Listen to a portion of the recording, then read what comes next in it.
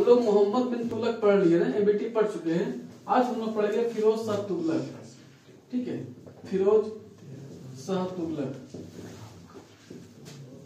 फिरोज शाह तुगलक 1351 से 1388 के बीच में। फिरोज शाह तुगलक कौन थे? तब आप पढ़े थे कि तुगलक वंश का स्थापना किसने किया बाबू? तुगलक वंश का स्थापना किसने किया था? गयासुद्दीन तुगलक ने। तब गयासुद्दीन तुगलक का छोटा भाई कौन था? फिरोज शाह तुगलक। फिरोज शाह तुगलक मोहम्मद बिन तुगलक के बाद गद्दी पर कौन बैठा? फिरोज शाह तुगलक। फिरोज शाह तुगलक गद्दी पर बैठता है 1351 ईस्वी में। 1351 ईस्वी में फिरोज शाह तुगलक जो है सो अपना राज्याभिषेक करवाया। राज्याभिषेक करवाने के बाद राज्याभिषेक करवाता है। राज्याभिषेक करवाने के बाद इनके दरबार में एक व्यक्ति थे, उसका नाम था मलिक एक मकबूल। मलिक एक मकबूल। ठीक है, मलिक एक मकबूल। फिरोज शाह तुगलक ने मलिक एक मकबूल को वजीर बनाया। क्या बनाया? वजीर के पद पर मलिक एक मकबूल को वजीर के पद पर नियुक्त करता है और इसको एक उपाधि देता है, उसका नाम है खान ए जहां। खान ए जहां, याद रखिएगा। तुगलक वंश के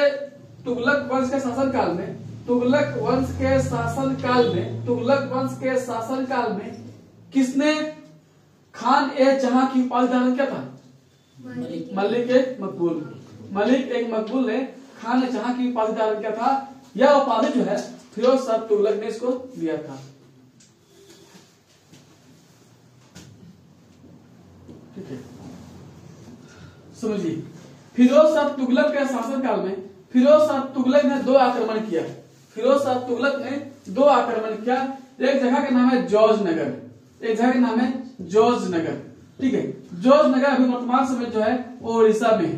ठीक है, जॉर्ज नगर का शासक का नाम था भानुदेव तृतीया।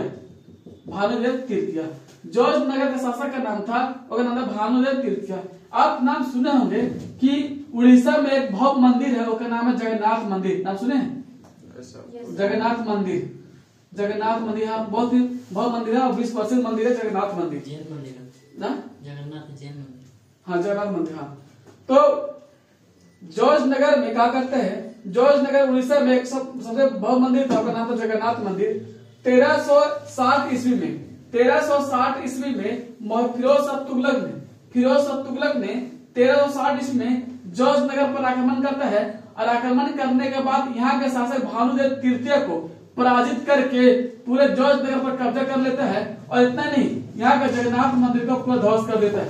अभी जाइएगा ना जगन्नाथ मंदिर, तो ये चीज आपको देखने को मिल जाएगा। वहां पर बहुत जो लोग जाते हैं उड़ीसा घूमने के लिए, लोग पूरी जाते हैं घूमने के लिए, तब ये जगन्नाथ मंदिर घूम के आते हैं।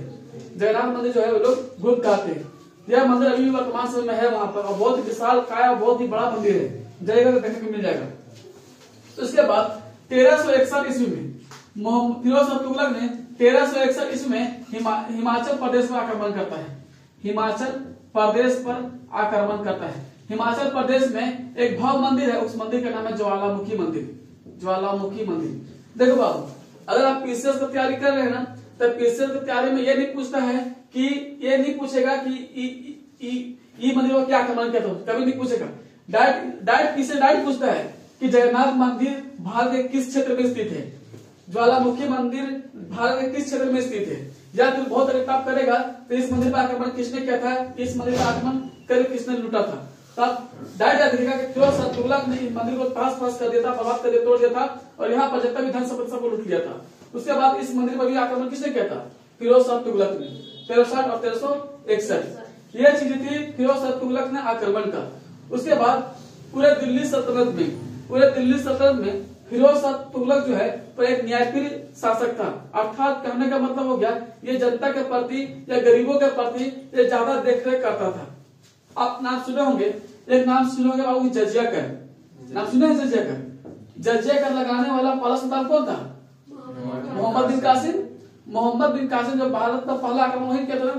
भारत पर पहला सफल आक्रमण किसने किया था? मोहम्मद बिन कासिम। इन्होंने ही सबसे पहले जजिया कर भारत में लगवाया था। ठीक है, तब इसने बोला था कि हम बूढ़ा लोग से नहीं कर लेंगे, बूढ़ा लोग से कर नहीं लेंगे, और बच्चों से भी हम कर नहीं लेंगे, और औरत लोग से भी कर नहीं लेंगे, और ब्राह्मणों से हम कर नहीं लेंगे। क्या बोला? मोहम्मद बिन कासिम ने बोला था कि बूढ़ा, बच्चा, औरत और ब्राह्मण, ठीक है, ब्राह्मण।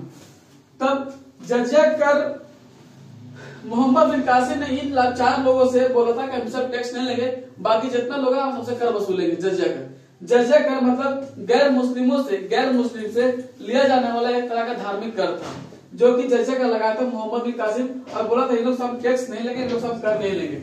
लेकिन फिरोज शाह तुगलक में भी आया, फिरोज शाह तुगलक ने बोला कि हम जजिया कर लेंगे, हम जजिया कर लेंगे, लेकिन जो ब्राह्मण है ना, ब्राह्मणों से भी हम जजिया कर लेंगे, बाकी लोग सब नहीं लेंगे, ठीक है, बाकी लोग सब जजिया कर नहीं लेंगे, लेकिन ब्राह्मणों से हम जजिया कर लेंगे, ठीक है। तब पूछता एग्जाम में कि ब्राह्मणों से भी जजिया कर लेने वाला दिल्ली सल्तनत किस सुल्तान ने ब्राह्मणों से भी कर लिया था? फिरोज शाह तुगलक। फिरोज शाह तुगलक दिल्ली सल्तनत का सुल्तान था जो ब्राह्मणों से भी जजिया कर लिया था। अच्छा समझिए, एक और कहरा का नाम है जकात, ठीक है, एक और कहरा है उसका नाम पूछिए जकात। ये था गैर मुस्लिम से एक धार्मिक कर है ना, धार्मिक है ना ये, गैर मुस्लिमों से लिया जाने वाला एक तरह का धार्मिक कर था, ये गैर मुस्लिमों से लिया जाने वाला एक तरह का धार्मिक कर था। अब फिरोज शाह तुगलक आया कि बोला कि यार खाली हिंदू से लेगा कर, गैर मुस्लिम तो हिंदू, गैर मुस्लिम तो हिंदू।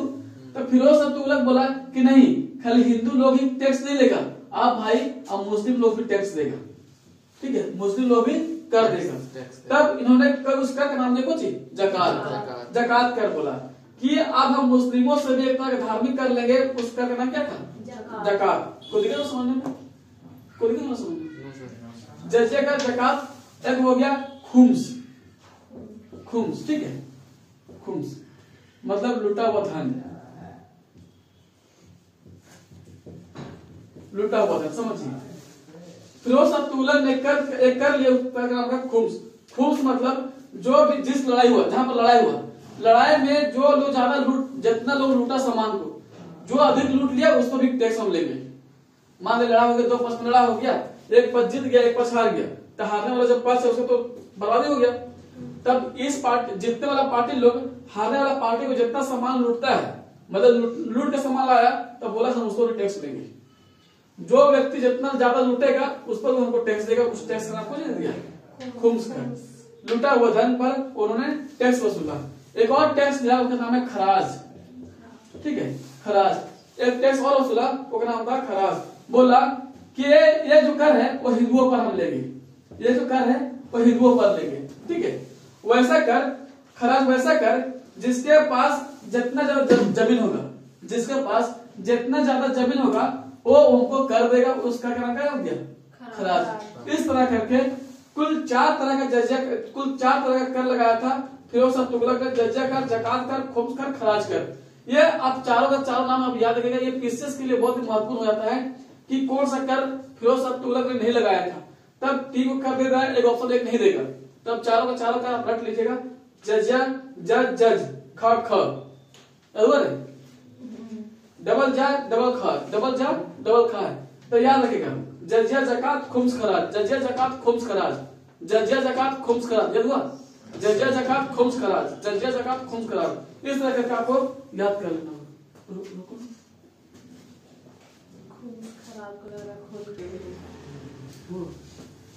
देखिए फिरोज शाह तुगलक जो है, फिरोज शाह तुगलक अपने आय को, फिरोज शाह तुगलक जो है अपने दरबार के आय को बढ़ाने के लिए, फिरोज शाह तुगलक ने अपने आय के दरबार के आय को, अपने राज्य के आय को बढ़ाने के लिए उन्होंने 1200 बगान का बगीचा बनाया था। मतलब एक बगान, 2 बगान नहीं, लगभग 1200 बगान बनाया था। 1200 बगान का निर्माण किया था कौन? फिरोज शाह तुगलक ने। इस बगान में सबसे अधिक फल फूल फ्रूट वगैरह का पेड़ पौधा लगाया गया था, ताकि उस बगान में पेड़ पौधे से फल फूल निकले और उस फल फूल को बेच करके हम अपने आय को बढ़ा सके। इसलिए उन्होंने सबसे अधिक बगान का निर्माण किया था। पूरे दिल्ली सल्तनत में सबसे अधिक बगान निर्माण करने वाला शासक कौन थे? फिरोज शाह तुगलक। फिरोज शाह तुगलक इन्होंने सबसे अधिक 300 नगरों का स्थापना किया था। इन्होंने सबसे अधिक 300 नगरों का स्थापना किया था। इतना ही नहीं, इन्होंने फिरोज शाह तुगलक के बारे में कहा जाता है कि यह एक बहुत ही न्यायप्रिय शासक था और गरीबों के प्रति, गरीबों के बारे में बहुत ही अच्छा चीज सोचता था। तब फिरोज शाह तुगलक ने गरीबों के देख रेख करने के लिए, फिरोज शाह तुगलक ने गरीबों के देख रेख करने के लिए एक अस्पताल का निर्माण किया। ठीक है, अस्पताल का निर्माण किया, उसके नाम रखा दारुल सफा। ठीक है, दारुल सफा। दारुल सफा नामक एक अस्पताल का निर्माण किया और बोला फिरोज शाह तुगलक ने, जो बच्चा, जो लड़का, जो महिला, जो पुरुष आदमी गरीब है, जो जिसके पास पैसा वैसा नहीं है, वह इस अस्पताल पर आ सकते हैं और आकर के अपना फ्री इलाज करवा सकते हैं। फिरोज शाह तुगलक ने एक अस्पताल का निर्माण करवाया। उस अस्पताल का क्या नाम था?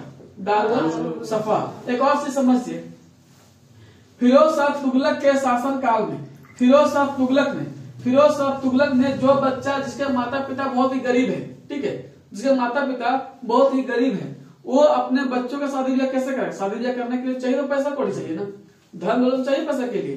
तो फिरोज शाह तुगलक गरीब बच्चों के शादी विवाह के लिए सहायता करने के लिए एक विभाग का स्थापना किया। उस विभाग का नाम रखा दीवान ए खैरात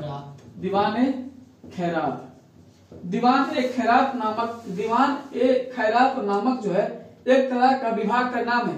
इस विभाग में यह बोला गया कि जो व्यक्ति दान देना चाहते हैं दीजिए दान, ठीक है, जो व्यक्ति दान देना चाहते हैं वो दान दीजिए, लेकिन यह दान जो है वो गरीबों में बढ़ जाएगी, अर्थात कहने का मतलब जो बच्चा या जो जिसका माँ बाप बहुत गरीब है उसके अपने बेटे की शादी करने के लिए चाहिए दहेज चाहिए, पैसा कौड़ी चाहिए। तब क्या किया फिरोज शाह तुगलक ने? उसके सहायता करने के लिए एक विभाग का स्थापना किया। उस विभाग का क्या नाम था? दीवान ए खैरात।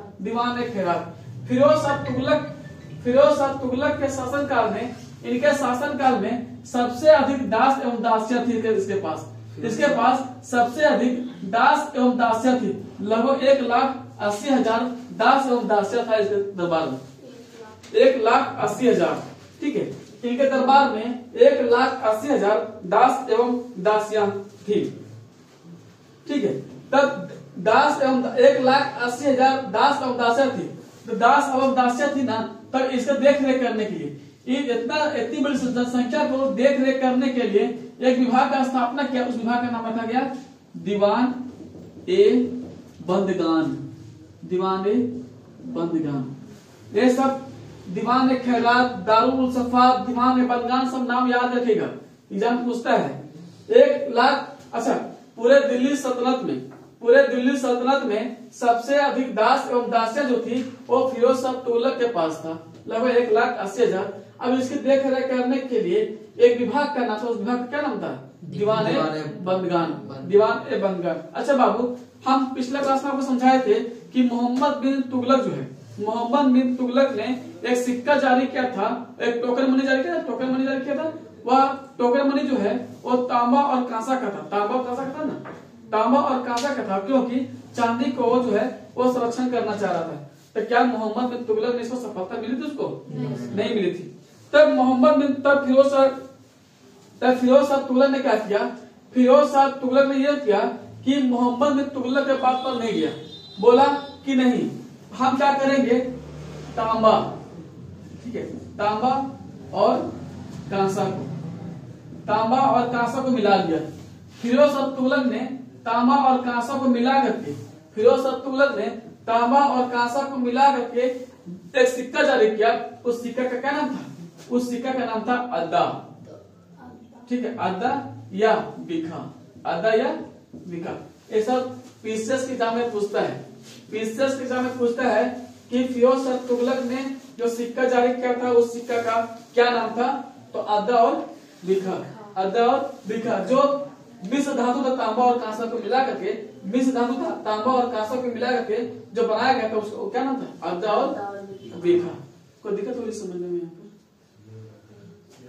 उसके बाद समझिए, फिरोज शाह तुगलक के शासनकाल में फिरोज शाह तुगलक के शासन काल में अशोक का जो स्तंभ था ना, अशोक का जो स्तंभ था वो दो जगह था। अशोक का स्तंभ जो था वो दो जगह था, एक जगह टोपरा में था और एक जगह का नाम था मेरठ। ठीक है, मेरठ कहाँ पर है? यूपी में है। और टोपरा कहाँ पर है? वो हरियाणा में है।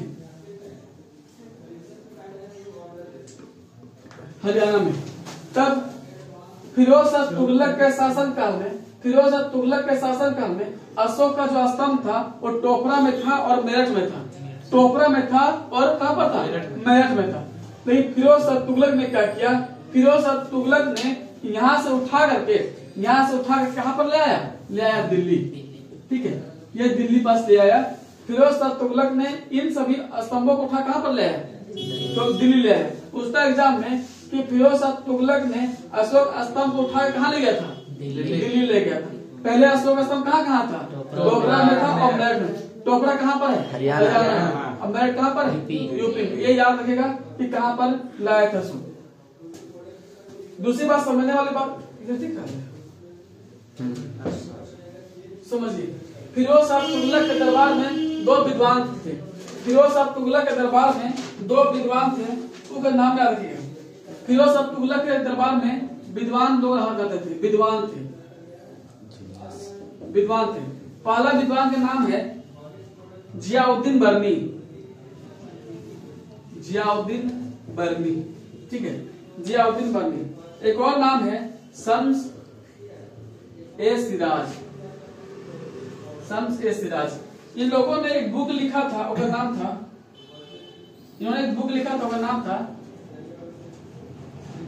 तारीख ए फिरोज शाही। पुस्तक एग्जाम में तारीख ए फिरोज शाही के लेखक कौन थे? जियाउद्दीन बर्नी या फिर शम्स ए सिराज। फिरोज शाह तुगलक ने अपने नाम पर आत्मकथा लिखा था। उस आत्मकथा का नाम है फतुहात ए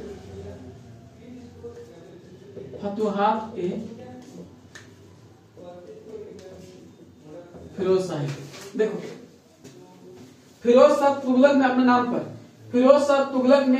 पर मतलब आत्मकथा अपने ऊपर आत्मकथा लिखा था। उस कथा का क्या नाम था? फतुहात ए फिरोज शाही। पूरे दिल्ली सल्तनत में अपने ऊपर आत्मकथा लिखने वाले एकमात्र सुल्तान कौन था? फिरोज शाह तुगलक जो है वो अपने ऊपर आत्मकथा लिखा था। उसका नाम था फतुहात ए फिरोज शाही। अच्छा, फिरोज शाह तुगलक के शासन काल में जब मंगोल शासक था, नाम था तैमूर। नाम सुना तैमूर। फिरोज शाह तुगलक के शासन काल में एक मंगोल आक्रमण हुआ था, तो का नाम था तैमूर जिसमें भारत पर आक्रमण। तैमूर एक मुस्लिम शासक था और वो बहुत ही शक्तिशाली था। तैमूर जब भारत पर आक्रमण किया था, तब तैमूर ने क्या किया? फिरोज शाह तुगलक को हटा दिया और पूरा राजपाट जो है वो सौंप दिया किसको? खिज्र खान। आप सुने खिज्र खान नाम सुने होंगे। खिज्र खान को सौंप दिया। अब खिज्र खान ने क्या किया? पूरे भारत पर आपने कब्जा कर लिया और खिज्र खान ने एक नया वंश का स्थापना किया। उस वंश का क्या नाम रखा? सैयद वंश। ठीक है, खिज्र खान ने एक अपना नया वंश का स्थापना किया। उस वंश का नाम रखा सैयद वंश रखा। अगला क्लास में हम लोग सैयद वंश पढ़ेंगे। ठीक है, कोई दिक्कत हो रही है समझने में? अगर कभी एग्जाम में पूछ दिया कि तुगलक वंश का अंतिम शासक कौन था, अब बोलेगा नसीरुद्दीन महमूद शाह। ठीक है, फिर तुगलक वंश का अंतिम शासक कौन था? नासिरुद्दीन